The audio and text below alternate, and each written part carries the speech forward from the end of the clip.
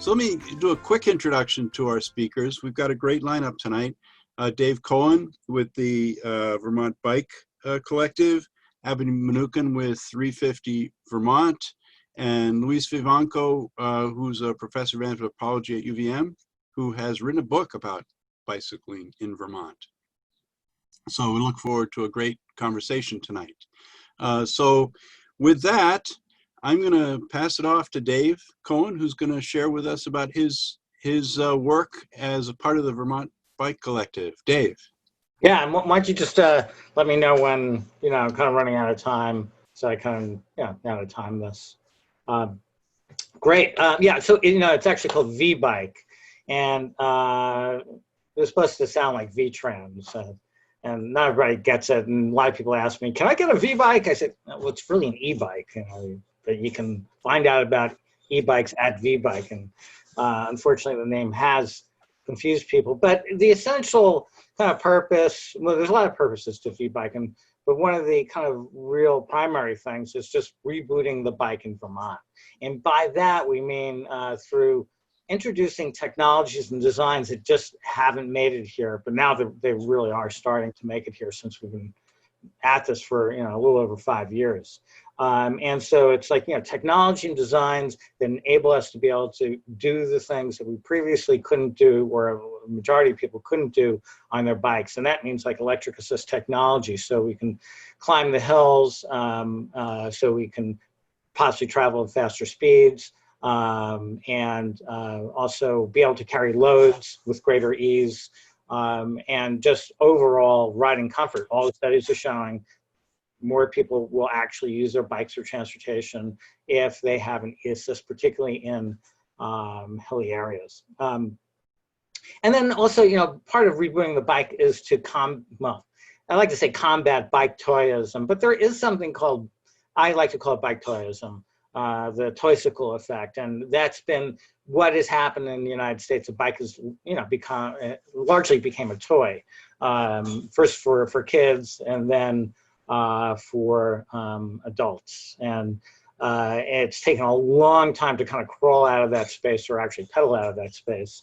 But we're seeing it, especially with the development of cargo bikes for families, has really kind of transformed experience for so many people. And if anybody knows about the Motherload film, it's a whole documentary about it's kind of internationally released. It's all about how people are using cargo bikes, how it's transforming their lives, how they're using them, and the obstacles that they come across, and the potential for cargo bikes. And VBike is featured in Motherload. That's Motherload with an L-O-A-D. And we've had Vermont showings of that online. We actually had the Vermont premiere here in Brattleboro, and Abby was there. We had Abby, no, you weren't there. That's right, I forgot about that. You couldn't come.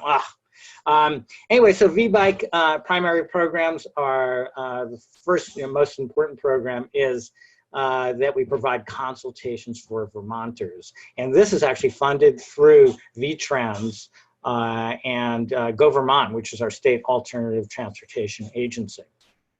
And that is like it's the only program of its kind in the United States that's state funded to provide expertise for Vermonters around like what kind of bike they should choose, e-bike, cargo bikes. That's becoming a huge question for a lot of families, and they really want to make the right choice right off the bat. So that's all under kind of rebooting the bike. Then there's a whole other piece to, well, actually, maybe I should just backtrack a little bit. It's not only the consultations, but it's also really working towards rebates for bikes. And now we have 4 utilities in Vermont that offer Ebike rebates, and that has been absolutely huge. And there are shops like Brattleboro Bikes last week sold 10 e-bikes, and they basically sold out. They just got another shipment in. But the rebates have been absolutely stupendous as far as like garnering all this interest and people willing to lay money down. There's also low interest loans. That's one of the first things that VBike did is work with the Vermont State Employees Credit Union to get low interest loans for bikes in general. We also have a demo fleet of bikes that people try out. Have people coming on Friday, usually Tuesday and Fridays are demo days, and people try out bikes. We primarily now focus just on cargo bikes because the shops already have the electric bikes. That wasn't so like 4 or 5 years ago, but that's now the case, and so we don't have to carry regular e-bikes so much. It's but the cargo bikes are kind of a specialty, and usually the shops don't have those in stock, and so people can try ours out. They're absolutely amazing. And then the other parts of VBike are really the vision of like, what is transportation? I can talk about that just in a little bit, but really getting into like, what is this thing about moving our bodies across the landscape? Is there more to it than just this word that we say, transportation?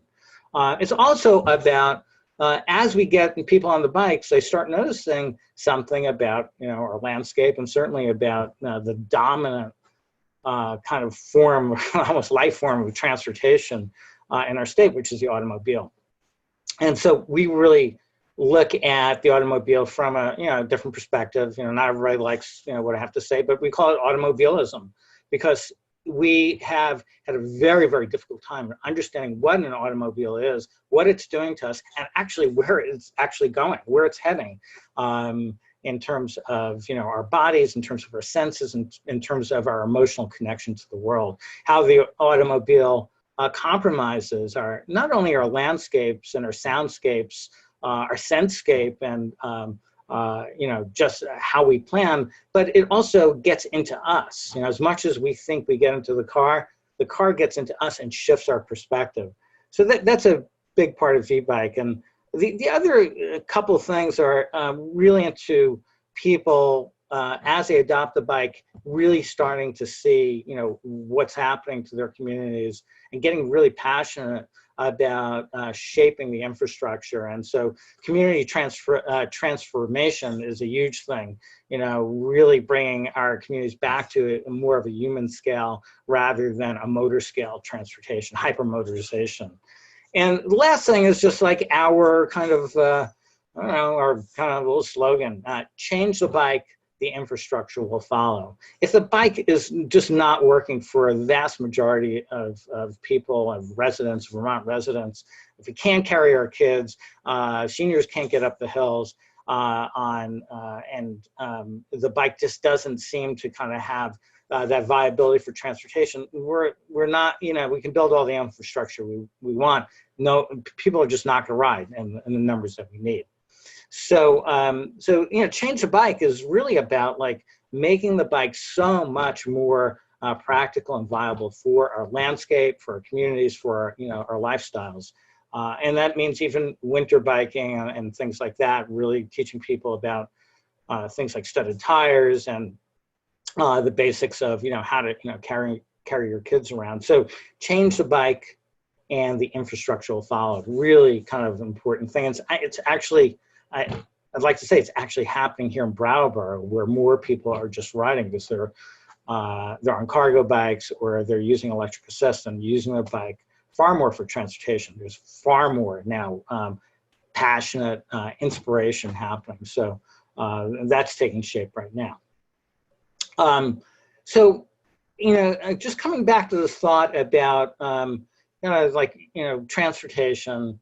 The word is kind of interesting, but before I just dive into that, Steve, am I okay on time? A couple minutes. Oh, a couple minutes, all right. Yeah. I'll just go through just some of these ideas that we have, but essentially, we are human beings, and what human beings do is the first thing we have to do is we have to sense the world. We don't know what direction to go in if we can't sense what's out there. So we're sensory beings. I'm a therapist, so I'm always looking at some of the rudimentary, kind of fundamental, elemental things about who we are. So we have senses and we have bodies that can then also move across the landscape. And then we have emotional attunement to where we're going and what we're seeing and what we're experiencing. And so there's nothing mystifying about that. We are animals. We've got a relationship with the earth and all its beings. And I think nobody will deny that out there. Just a little couple of things like from our presentations is that the word transportation means to carry over. And what I found is that there's another word that actually has exactly the same meaning, which is metaphor. Metaphor and transportation both mean to carry over. And if you ever, heard a bad metaphor, it kind of lets you down. And transportation is the same way. When we're kind of not in the world, using our bodies and our sensory awareness as attuned to the world, it kind of dumbs us down. We don't get the effect of what I call transportation is really kind of magic, like a metaphor. It can change our experience. And the way that it does that is like, as we're transporting ourselves on the landscape, we're in transition from one point to another. It makes sense. We're using our bodies to be in that transition. And as we're moving across the landscape, we're translating the world through our senses. That makes perfect sense as well. We're kind of understanding the world and translating by what we see, what we smell, what we hear, what we're feeling. And I believe that we're actually transformed by that experience of moving across the landscape. We often don't notice that because we're just doing transportation. But it's kind of curious that the word commute actually means to transform. And so these are some of the things we talk about at VBike. We go beyond the bike because it's really not just about the bike. It's about our kind of human experience in the world and how that kind of teaches us about how to be in the world. And then the other thing we talk about is automobilism and how the automobile is an amazing technology. We know that it can move us across the landscape, gives us great power, speed, and control over the world. We can go to somebody's home, they live 30, 40, 50 miles away, 100 miles away. We can do it. At the same time, we're losing the experience of those points in between. In fact, we're even losing the experience of our effect on the people, plants, and animals in those points in between. And so we look at the automobile as a really dangerous thing in terms of, especially the kind of the indiscriminate use of the automobile, that we don't really kind of look into what it is that we're doing when we're in an automobile, and we don't understand how it subdues and impoverishes our experience. And then we form our opinions about the automobile based on its extreme power and its amazing, potential moves across the landscape. But we rarely recognize the impact that it has on our worldview and our perspective. And so we have like an entire presentation devoted to that. So if folks are interested in that, you can talk to me. Using a lot of story, legend, and cinema, and all kinds of other material, children's stories and so forth. So that's a little overview of VBike. You can see it's like, I'm passionate about the bike, but I'm also passionate about what it means for us to move across the landscape. Terrific. Wow, I just heard a metaphor. Yeah. That's great. All right. Well, thanks so much, Dave. So Abby, let's turn it over to you, a great user of bikes and an activist yourself with 350 Vermont. Abby, welcome. Yeah, thank you. And I just want to acknowledge that we do have a question from Susan about bike infrastructure, specifically in Brattleboro. And so I don't know if that's a question we want to come back to. Dave could probably speak even in greater detail to that. So if this is a good segue. Let's come back. Why don't we? Yeah. Yeah. Come back to that. Yep. Great. So that's on our minds. Thanks. So thanks for having me. As Steve mentioned, I am part of the staff collective with 350 Vermont. And I'm also active in the local group here in Brattleboro. And Dave and I connected both through that work and also through biking. And he was one of the, he was like a cheerleader in my quest for, to find a cargo bike for my family. And I think there was a picture in the slideshow, but I'll just show you so that you have a visual here of what it's like when I'm with my two kids. And they are now 8 and 4, and we got our bike 3 years ago. And I just took the older one to camp this morning, and we're pretty close to 4,500 miles on the bike. So those are exciting milestones.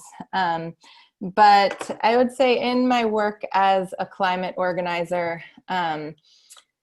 we're really trying to shift the dialogue away from focusing on individual choices as a way to confront climate change, and also acknowledge that our choices matter and make a difference. So it's kind of balancing those two things. So while I don't believe that it's enough for us to make changes in our individual lives, I don't think that's going to do the kind of transformative changes that we need. I think it's an important step. And I also make changes like this one because I enjoy them and because they bring a lot of joy to my life. So I think in the both in the environmental community and in the climate community, there's some kind of idea that we're going to have to give up a lot in order to achieve the climate goals that we've set. And I think also, shifting that in terms of what there is to gain is also an important conversation to have. So my family made the choice to go from a 2-car family to a 1-car family 3 years ago. And so I could frame this as we gave up a car because that is one of the things that we did. But it also really feels like we gained so much by using this electric cargo bike as a primary mode of transportation. So we use it year round, and I bike the kids to school most days, and it's something that we really enjoy, and it's something that we've come to to expect and rely on, and just do it because we choose to, as opposed to because we have to. And like Dave said, it's also been a growing network of bicyclists, bikers in the Brattleboro area. And so that's also a really fun community to be part of. I know that Linda Bailey is on this call as well, and she's another avid biker in the Brattleboro area. And so it's great to see people on the streets, and the more of us there are, the safer it feels. And to kind of swing back to the infrastructure question, which we'll get to more, I think there are questions of like which comes first, to build the bike infrastructure, and then more bikers will follow. But also, the more bikers you have, the better kind of the argument you can make for the need for the infrastructure. But it's like we also kind of need to come at it from every angle. But there's definitely been a visible increase of bikers in Brattleboro, and so that's helping to push the momentum for making streets safer for bikers. In terms of climate organizing, transportation is the leading cause of greenhouse gas emissions in the state of Vermont. So it is something that we need to address as a way to mitigate the climate crisis. And like I said, I think before, like the science and the numbers don't necessarily inspire people to take action, but telling stories and talking about, in this case, biking, and why it's something that I love to do and my kids love to do, feels more.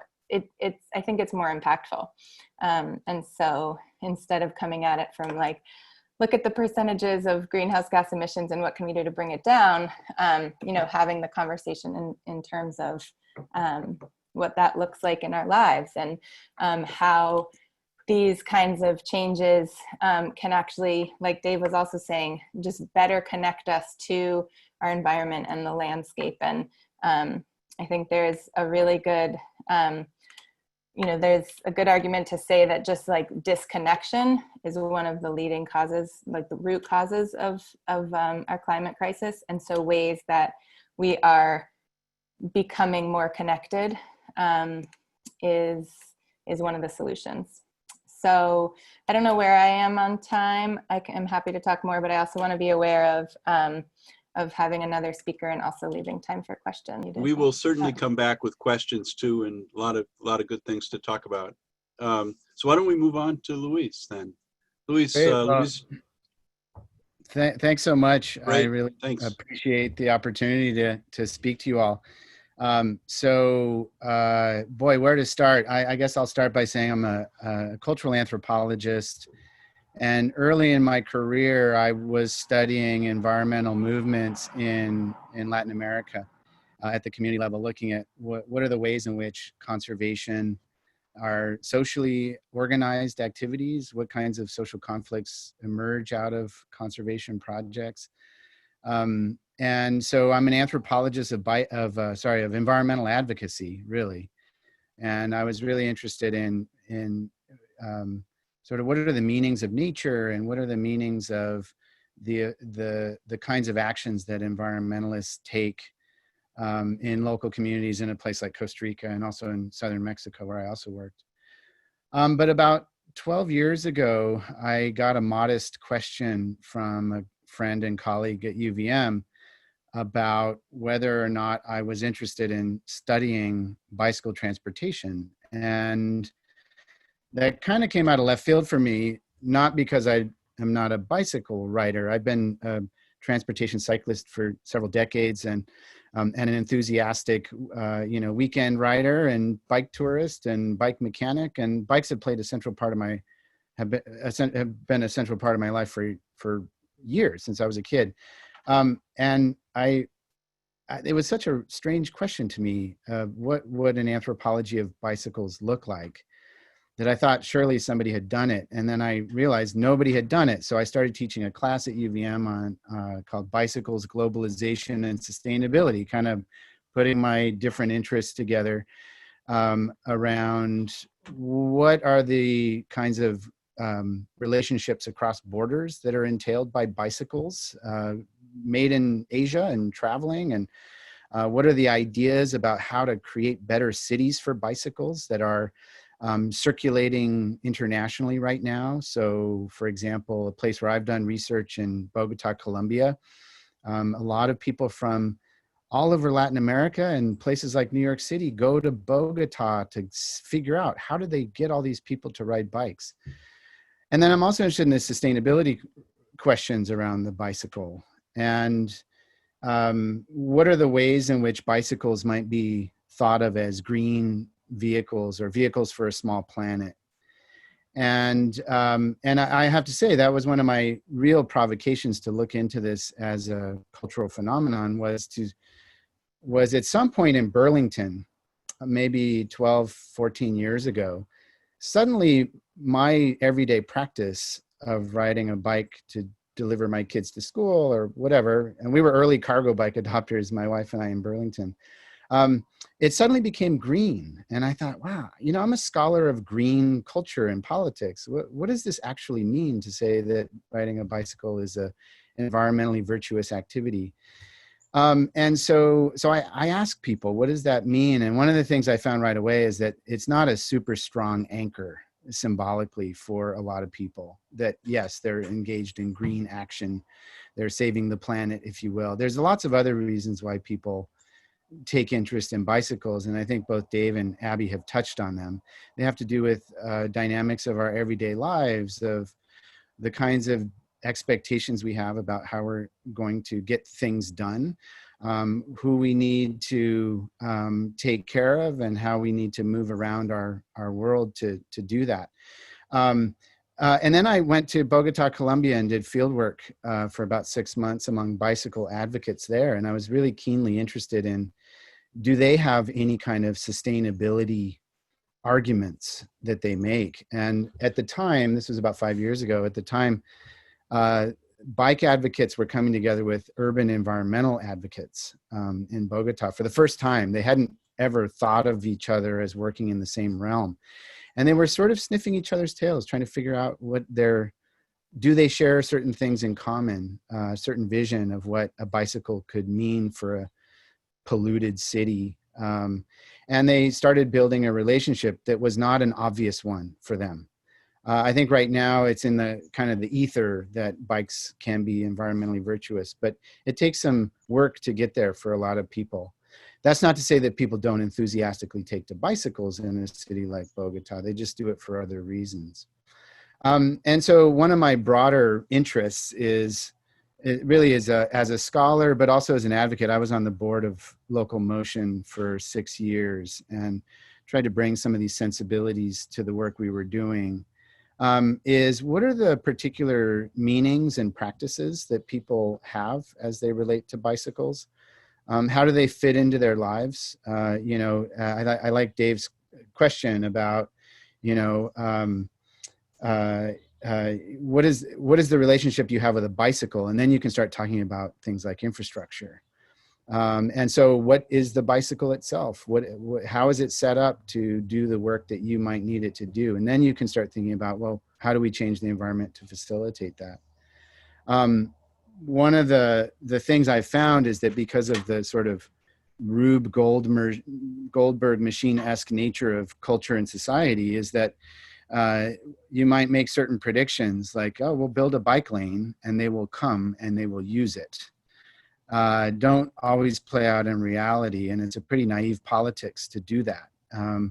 The story of Bogota is just a brilliant example of that. The city of Bogota built almost 400 kilometers of cycle tracks, which are the gold standard of urban separated lanes from cars and so on.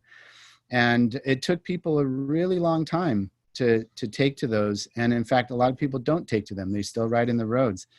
And it has nothing to do with the lack of interest in riding bikes. It has everything to do with people's fears about the urban space, their knowledge about urban history and the ways in which you can get cornered or attacked or mugged or whatnot by certain kinds of infrastructure.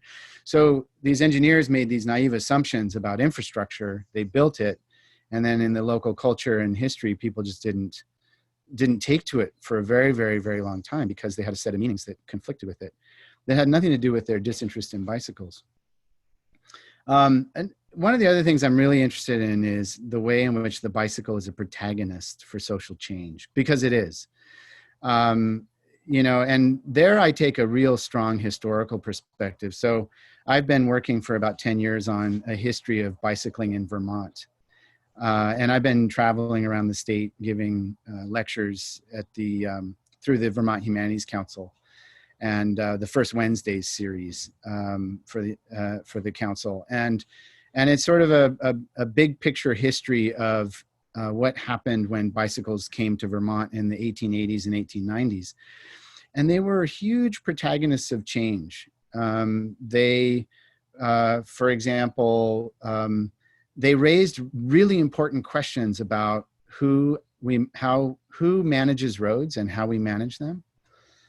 So some things that we take for granted today about roads were formed back then because of the advocacy of early bicycle riders. And I'm glad there's some people from Brattleboro because Brattleboro was the center of bike politics in the state of Vermont through the Vermont Wheel Club in the end of the 19th century. And in 1892, Levi Fuller, who was from Brattleboro, who's connected to the Esty family, he was the governor, and he pushed through good roads legislation, which meant that the state and municipalities would take over the building and maintenance of roads from basically private citizens. And it was because of bicycle riders who were saying, you know what, these roads really stink. And we need to have centralized authority and control over them. So that's just one example. There were other examples in which bicycles were protagonists of change. For example, in gender relations, as women started taking to the bicycle and really challenging ideas, first of all, about restrictive clothing, and then later about their access to public space without being watched by chaperones, and their ability to organize with other women to go on bicycle rides in the countryside. So anyway, these are all some of the themes that really interest me. And,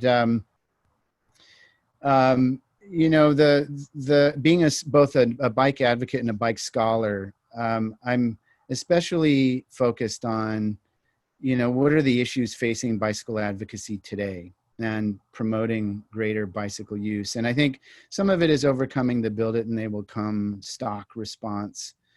But there's also big questions about justice and access that are being asked right now. The kinds of questions that we see around policing have been being asked in the bike advocacy community and communities of color for a while, about how unsafe it can be to ride a bicycle as a Black man in a city like Oakland, California. And so bike advocacy there has a very different tone and focus than it might here in Vermont.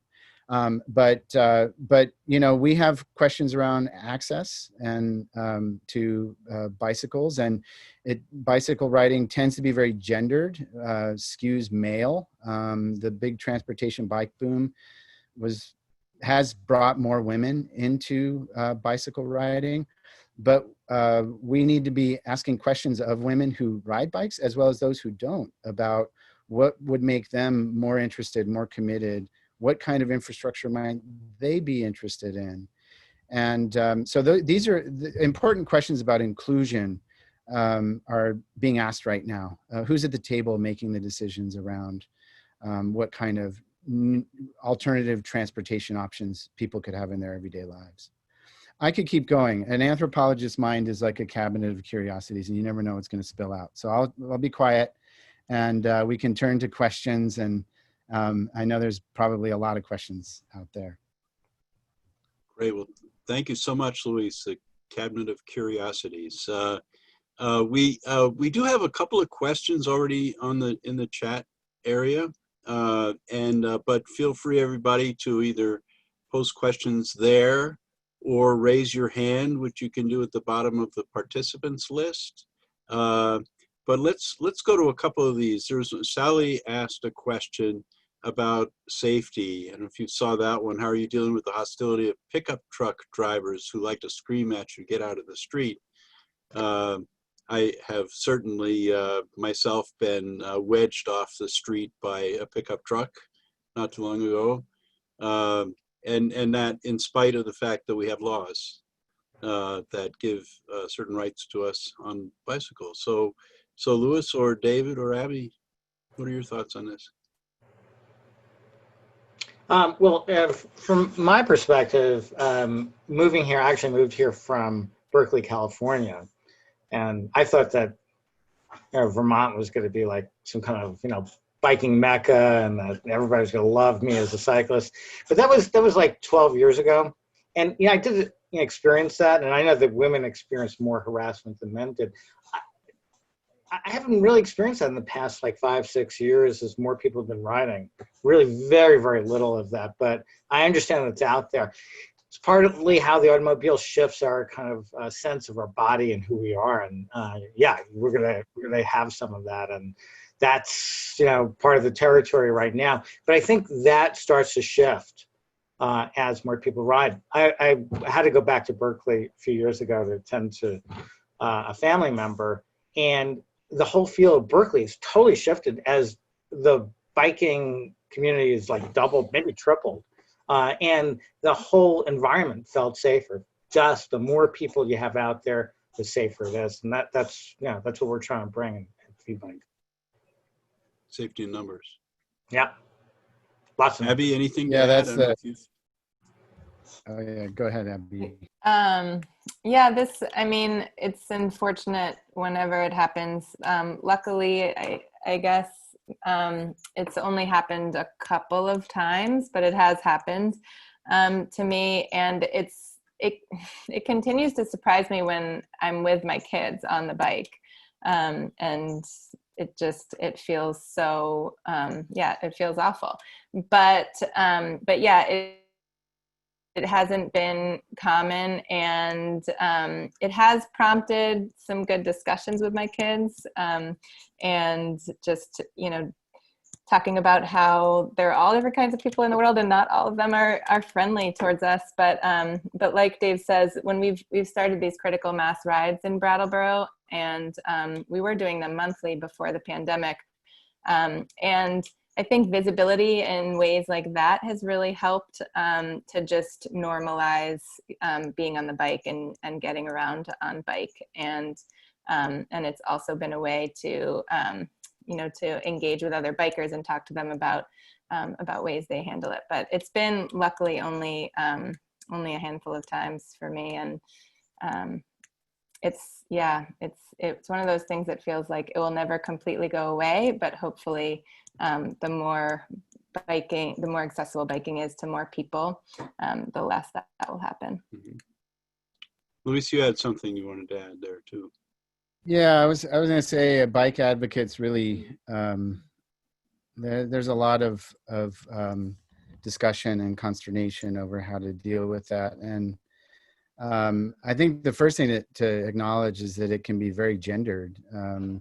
Moms with kids on bikes are often targets of that kind of, opprobrium. Whereas I felt like, putting my kids on a cargo bike in Burlington, it was like kryptonite. Cars would go further away from me. So I have to acknowledge that who I am as a white male it means that I'm dealt with very differently than a woman would, or a woman of color, or a man of color. So I think bike advocates have various different kinds of strategies. One of them is put the camera on the helmet and follow up on these things with the police. I think the virtuous cycle, that was what I was going to say. The virtuous cycle idea is another one. And I did see very quickly, and I don't know if it was in response to this, in the chat, the idea of bike lanes. When I was on the board of local motion, we were working with the state of Vermont to expand the passing law. We were also looking to expand the shoulder on a lot of state highways and so on. And that stuff has moved pretty slowly. It's been unenforced. These kinds of infrastructure responses tend to be very, very slow moving because they take forever to get approvals and so on. So I think for the time being, the strategy of a lot of bike advocates is just keep building the movement, keep building visibility, keep building numbers, and eventually that virtuous cycle will help push state officials and others, and then also become a recognizable presence on roads. But I have to say, I do get yelled at by the white guys in trucks, even in Burlington. And they've, my latest thing is I make comics. I make comics about bikes and bike history in Vermont, and I make fun of them in my comics. It's like the only thing I can do sometimes, because you can't reason with them. I've tried to reason with them. Hey, buddy, I'm just taking my space in the street. That's a hard thing to reason when you've got that privilege of driving in a big, aggressive truck. I think Dave's right about the automobile-centered viewpoint is very, very powerful. I hate to be a fatalist about this, but I don't think, I'll add one thing. In Europe, the way they did this, because that was what was posted, is that they made it harder and more inconvenient and more inexpensive to use the automobile. That's where, if you look at what they did in Holland, and they've done it in Denmark, they charge a lot of gas tax. They make it very difficult to squeeze your car into certain places. They make it one way for the car. Everybody is on bike and foot allowed to go wherever they want, so any effective strategy to really cultivate a strong bike culture has to do with taking on the automobile head on and placing limits on it, getting rid of parking, making it expensive to park, things like that. That is an extremely unpopular thing to do in this country. And related to that, I'll just add one quick thing is it feels like in this moment of COVID, there have been a bunch of changes that seemed impossible just several months ago. And there was a lot of pushback in terms of, reducing, especially like single occupancy vehicles, but just transportation in general, how we were doing it. And now in downtown Brattleboro, a lot of parking spaces are being closed off so that restaurants can have outdoor seating. And so there are all these ways in which you know, and if we're advocating it from one perspective of, you know, for climate, it's like completely out of the question. But yet we can also see how those changes can happen really quickly for other reasons. And so if we can use some of that momentum, and same like Dave had touched upon, you know, how much bike sales have increased since the pandemic. I mean, like exponentially. And so things that seemed impossible even in March now feel very different.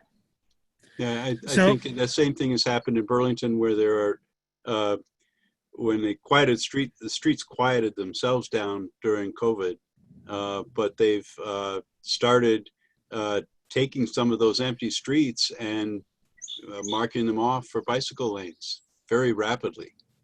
So let's see, Rob, did you have a question? Yeah, I was going to just make a point about the bike lanes and the shoulders. Is Vermont already has what's known as a complete streets law that basically they're supposed to provide those shoulders, but the Agency of Transportation will come back in and say about a paving project, it wasn't economically feasible, or there was too much of a ledge there, we couldn't do it. So they're always making excuses of why they can't do it. We had the chair of the House Transportation Committee, Kurt McCormick, on here talking about the different needs around public transit, but he's also an avid biker himself. We should have gotten him to come back to this discussion as well. But he was just trying to add something into it, into the recent transportation bill, saying if we had extra money, the state should make sure we pave these roads fully, because there's going to be an increase of bike travel now that people aren't going to be taking public transit, and they're going to need it based on COVID-19. So just something to consider is that it's such a challenge to go against the dominant culture who's so used to those narrow roadways. But there are a lot of people out there expressing that, and we're hopefully going to go with that. We have a couple of questions here that relate to local planning and bicycle action or bicycle infrastructure. I wonder if one of the people that posted that would like to share the question aloud with the crew here.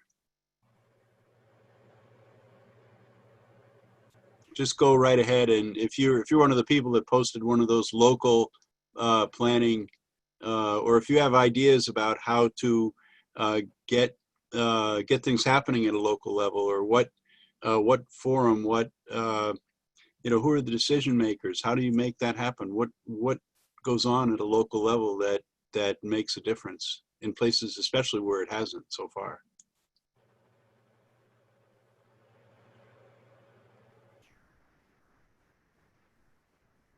How about Luis at Local Motion? You folks must have worked with that. I know in Burlington you did.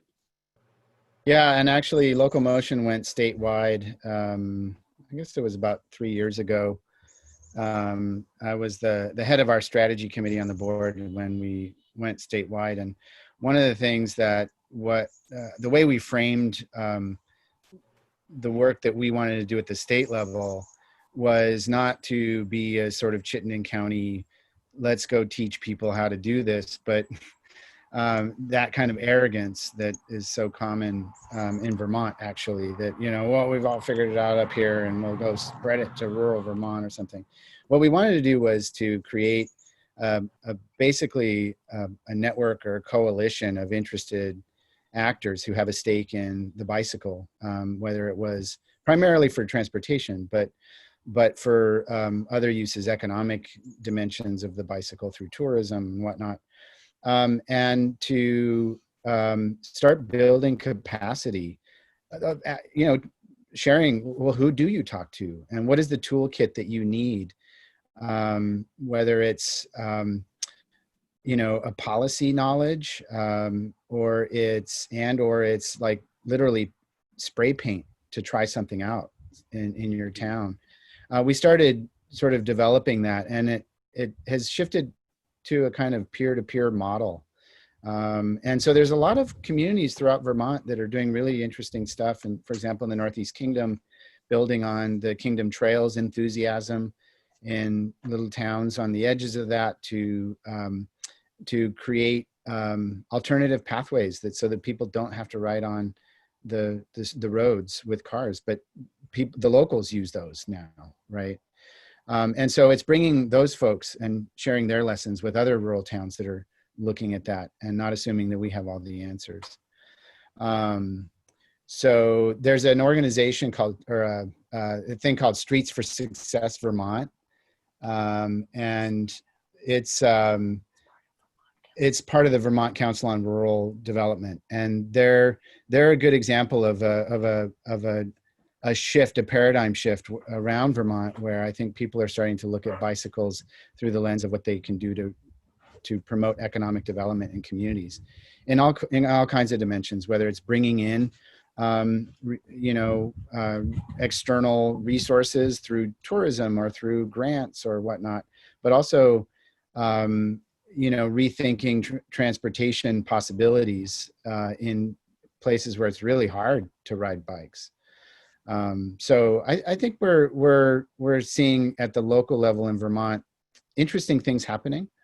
And by the way, Vermont already has certain level of strength. It may sound crazy to say it where we sit, but Vermont has very high rates of walking to work, not just in a city like Burlington, but in many towns.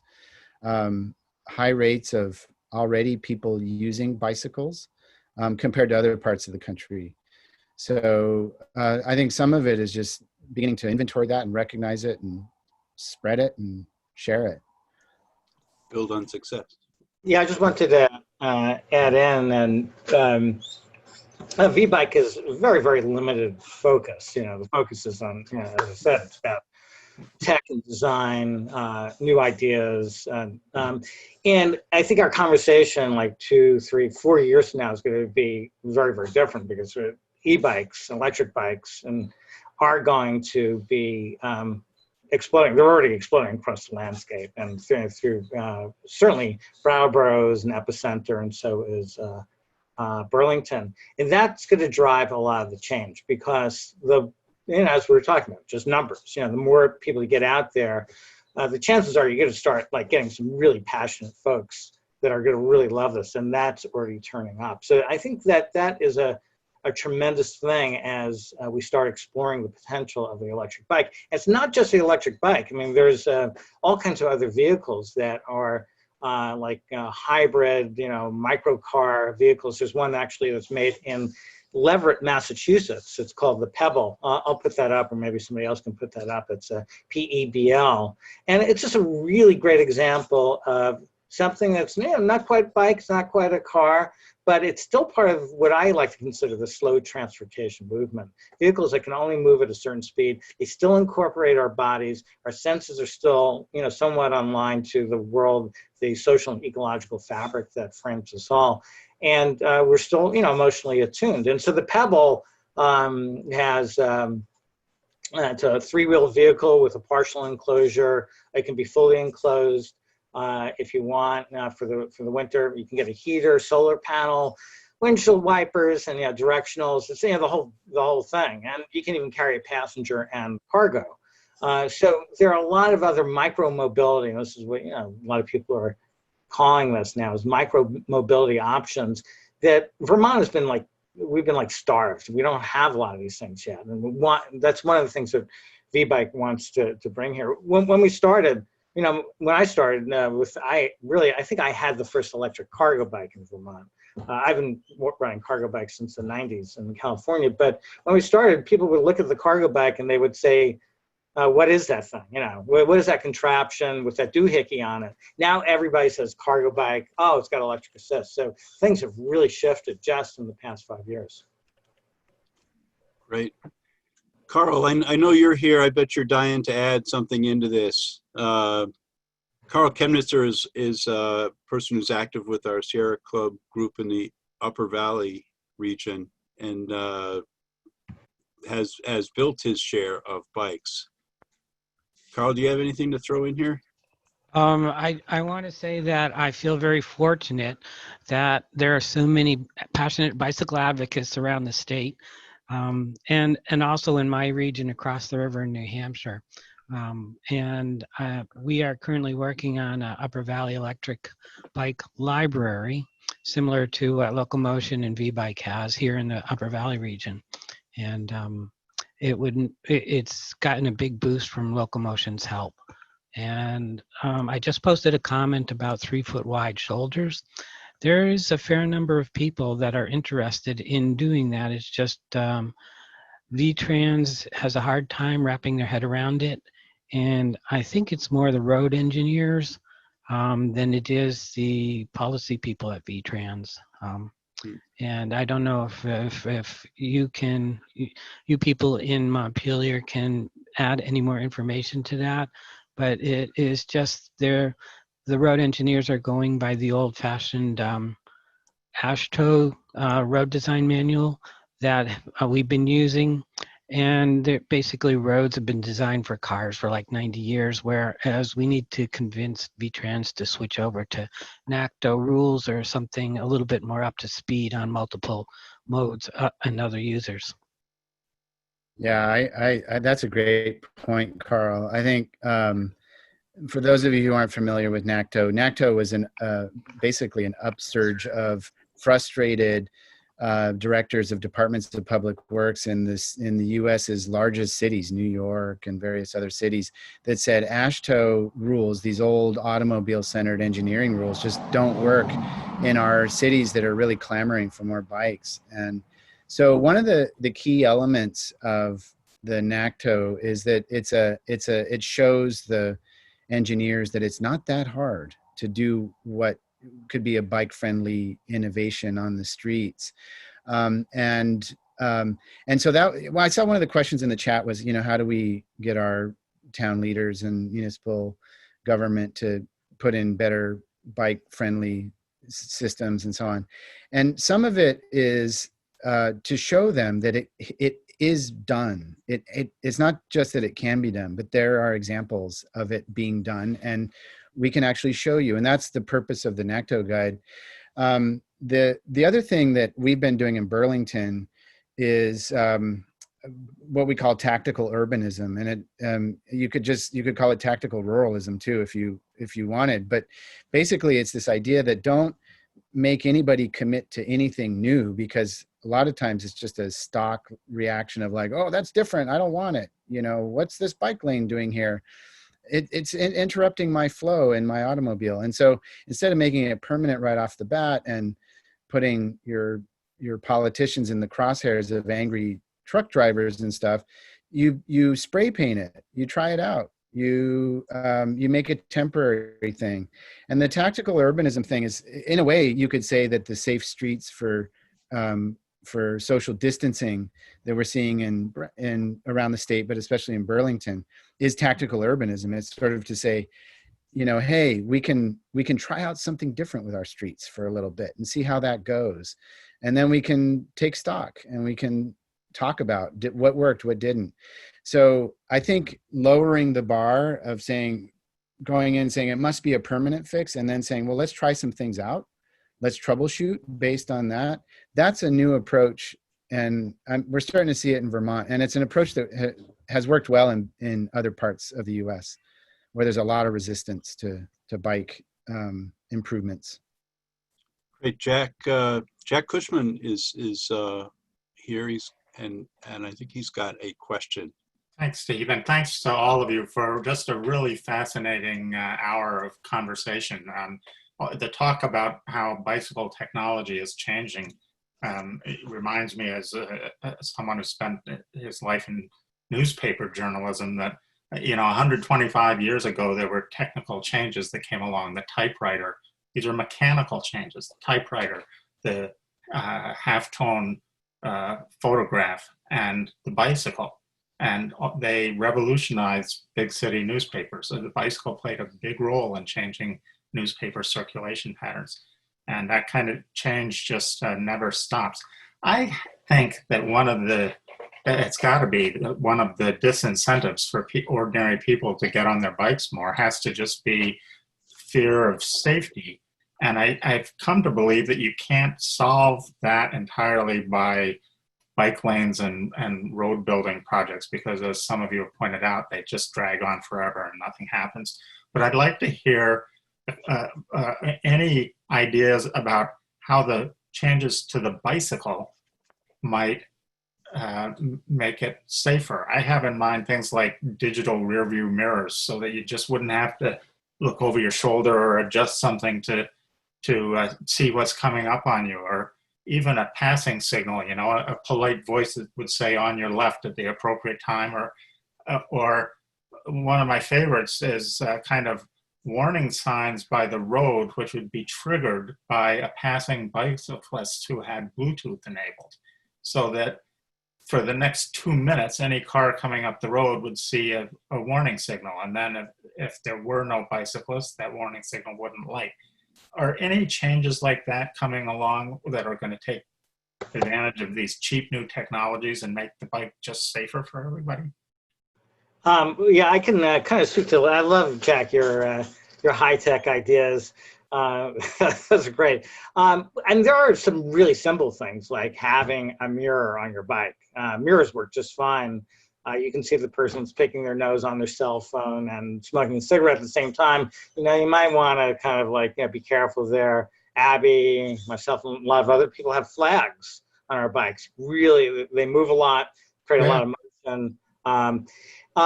In the consultations I do, a lot of people are fearful. You know, there's a lot of fear about the, you know, you described it. It's like there's fear out there.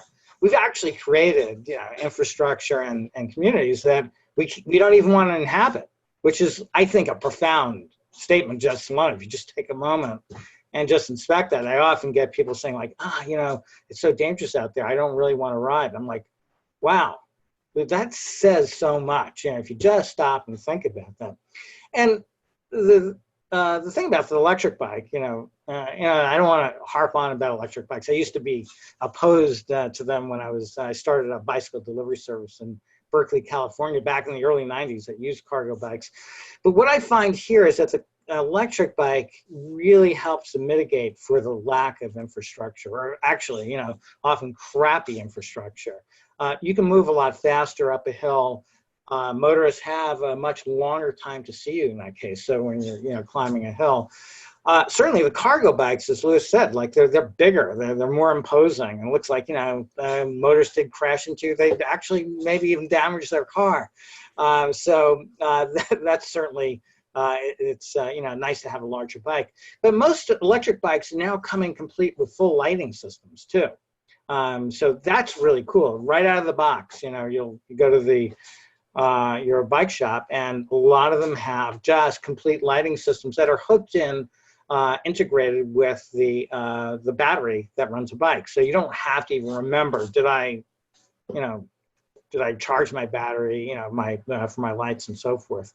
But the mitigating, you know, for bad infrastructure, being able to move faster in places where you need to take over the road. The electric bike is somewhat of a miracle for our state. And as I said, we're going to look down like 2-3 years from now, and it's going to be reshaping how our communities look. It's also going to be reshaping our bodies, because our bodies have been largely also shaped by the automobile. Between 1980 and 2002, the average weight of an American went up 25 pounds. Just to carry that extra 25 pounds consumes 1 billion gallons of gasoline a year, enough to power 1 million cars for an entire year. So we've actually conformed to the automobile. Once you start conforming more to walking and biking, our bodies will actually, I think, respond as well. Oh, great. So, Well, you know, go ahead. Go ahead. Well, I was just a quick reaction to Jack's interesting question. I keep my eyes on the delivery business model changes happening, because, you know, UPS and FedEx and so on, in a lot of cities, you know, the whole drone thing is set back further every time anyone actually gets serious about it, because people don't want them flying around our cities. And so they're really starting to experiment with electrified cargo bikes to move around cities. And they're of course always wanting to keep track of where their riders are and push them even harder and so on. So there's the whole phenomenon of smart mobility, which is, you know, vehicle to vehicle interactions, or vehicle to infrastructure interactions, is what you were kind of talking about. I think the cutting edge technologically is going to be, or at least one of them will be in that delivery world where they're going to be doing that kind of bicycle to infrastructure communication. And that may eventually come over to the consumer market. You know, but I was in Denmark last year to start some research around bicycling there. And one of the things that, I mean, they've done a lot technologically to their cities to make it easier and better for biking. And it sometimes it's as simple as you know, a special stoplight, go light for bikes, that cars have a different one. But they also have these great counters on their bike paths that when you go by, it just tells you your bicycle number 2,721 for the day, you know? And so people really get a positive hit from that. It's like this little adrenaline rush, like, oh, I'm not alone. You know, there's many others. So the Danes are sort of integrating some of these technologies in ways that affirm the bicycle and say, hey, yeah, what you're doing is really important. You've saved this many, you know, gallons of gasoline today. You know, all of us have, I guess, is how they usually do it.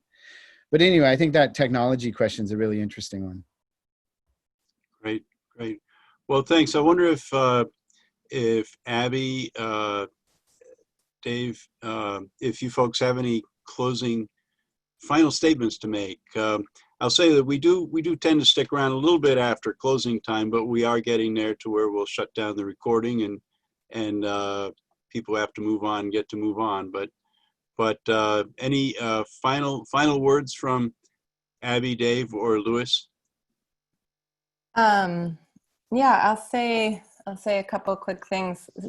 One, in response to Jack too, and I think Dave touched on this, is that, and I had to shift my thinking on this when I started biking more as well, but there's this false sense of security, I think, that many people have when they get into a car, that about the safety of that. And in fact, cars are incredibly dangerous, and it's much more dangerous to get into a car on average than it is to get onto a bike. And so I think we've come to feel very safe, or many people feel safer in automobiles, but that's often a false sense of security, and it's really like kind of shifting that. And also, with our critical mass rides, early on, we started talking about, are we going to take the street? Are we going to take the lane? And Dave helped me also shift that. And just thinking about, like, whose streets are these? Oftentimes in recent uprisings and protests, there will be talk of taking the streets, and even chants like, whose streets are streets, whose streets are streets. And so again, we've come to think about the streets as being made for cars, but in fact, like, reclaiming that whole idea feels really important and empowering. And, we're not taking the streets from anything. We are part of, we are the reason why, we also need to get around. We are humans using this constructed space. And so I feel like that's also been great. And yeah, just ending with how much joy it brings me and my family, my kids. And yeah, it's great to be out and be part of this conversation. Thanks, Abby. Dave? Yeah, so I guess just starting with the word automobile literally means automatic mobility, and implies a whole range of things that we're going to be doing or that we're not going to be doing. The disengagement of our body senses, our emotional attunement to the world. And, cars, you get an electric car, you get a hybrid, you're really proud. They are going to eventually turn into car bots. And they already are. They are already robotic in so many ways. We've just lost sight of all these layering on of technologies, from everything from GPS, sound system, climate control. We call them cars, but they're an amalgamation of complex systems that are just mind-boggling, and they're soon going to be, I think at some point, we're going to be witnessing the coming of the car butts. And that's why it's so important, the automobile to me is about a disengagement from the world. I mean, I know that some people need it, and a lot of us, need it, or sometimes we need to use one. I totally get that. But if we're not critical of what it's doing to us and how it shapes our worldview and our perspective, then we're really lost. And that's where the bike is so important. And of course, walking, I'm a pretty dedicated walker, but getting people more embodied in this world, it's one of the best things you can do for climate change as well, because getting people into the real world, into the actual world that we live in, the sensory, emotional, embodied world is so key for us to really come back in a way that is going to be authentic and real. So that's why VBike does what it does. And this has been great. I've really been loving everything everybody's saying, Luis and Abby and all you guys. Yeah, absolutely. Thanks. Yeah, thanks, Luis. Boy, I guess I have too many things to say, so I'll just say that that always remember that about double the number of bicycles are sold every year in the world than cars. It's not to say that we aren't headed towards a Carmageddon, but there are bicycles by the hundreds of millions out there, and they're being used in everyday lives all over the world. And I think we can learn a lot about the ways in which people have adapted their lives around bicycles. I think, for us in the United States, where we've toyified, I think Dave is absolutely right, we've toyified the bicycle, or we've turned it into a sort of Lance Armstrong Lycra wannabe thing. We need to relearn, or we need to learn how can you use the bicycle for just everyday purposes, everyday life. And people are doing that all over the world. And so, that's kind of where I feel like I've tried to come in my own work as a scholar and advocate, is just sort of say, hey, you know what, there are people on the other side of the horizon that have integrated bicycles and adapted their lives to them. And I think we can learn something from them. So. Well, great. Thanks so much. Thanks to all three of you. This has been a terrific discussion. Don't anybody go away if you don't have to. But let me first just point out that this is a part of our regular weekly series. We've got a couple coming up. Rob, can you pop that next slide up there? So a week from now, we've got Building Hope Through Faith during Racial Health and Environmental Crisis. So in conjunction with Interfaith Power and Light, Vermont Interfaith Power and Light, we'll have a really interesting discussion next week. You can see the details there. And then in 2 weeks, we have another discussion about health and climate with members of the Vermont Climate and Health Alliance. So that should be a very interesting discussion, and more to come. And again, thank you everybody for joining us tonight. I think, and thanks to Rob and Jack for being part of our team here to produce these. And if anybody has any questions about these or ideas for future Wednesday night events, please be in touch with us at the Vermont Sierra Club.